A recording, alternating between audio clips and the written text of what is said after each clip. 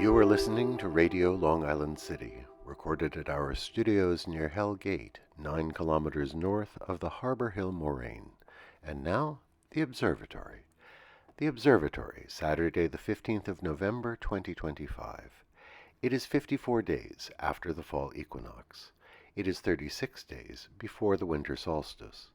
By the French Republican calendar, it is the 25th day of Brumaire, the day of the faisan, the pheasant. The sun rises today at 6:43 a.m. Solar noon takes place today at 11:40 a.m. The sun sets today at 4:37 p.m. Civil twilight ends at 5:07 p.m. and nautical twilight ends at 5:40 p.m. The length of daytime today is 2 minutes shorter than yesterday. The moon is in its waning crescent phase and is 18% full at midday. The new moon will arrive on Thursday, the 20th of November. These are the predicted tides today for Horn's Hook. In the middle of the night, low tide, 12:18 a.m., 18 centimeters. In the morning, high tide, 7:50 a.m., 1 meter 46. In the afternoon, low tide, 2:15 p.m., 21 centimeters.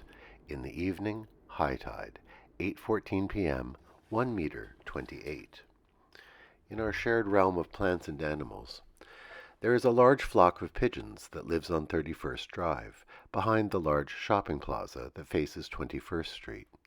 On a recent chilly and overcast afternoon, about 50 of them were gathered as usual.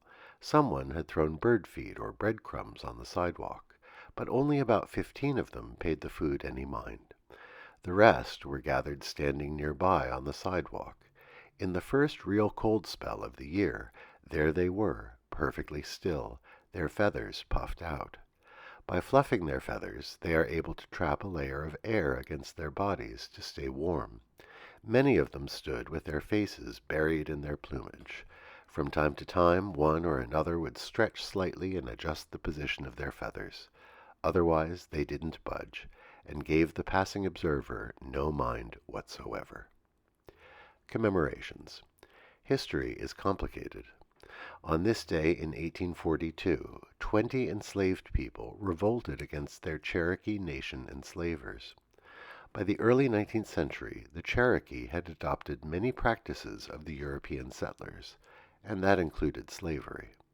This did not save them from being dispossessed of their lands in Georgia and Tennessee and being forcefully moved into what was dubbed Indian Territory. Those who had slaves took them with them. But on this day in 1842, a group of the enslaved escaped and began a journey to Mexico, where slavery had been abolished. On the route, they picked up others who had been enslaved by Native American tribes. In the end, the escapees were captured and returned to servitude on the Choctaw Creek and Cherokee reservations. Strange twists in American history. On this day in 2022, the human population of the Earth reached 8 billion. Today we consider Sadie Hawkins Day. The observance was created by the cartoonist Al Capp, and he first introduced it into his comic strip, Lil Abner, on this day in 1937. The character, Sadie Hawkins, in the strip, was the daughter of the mayor of the fictional town of Dogpatch. At the age of 35, because she was plain-looking, she had not yet attracted a husband. The mayor arranged for a foot race. If Sadie was able to catch a man, he would have to marry her. Now that storyline has certainly not aged well, but in the 1930s and well into the 1950s, it inspired many Sadie Hawkins events where social mores were reversed and girls could ask boys out for dates or to dance.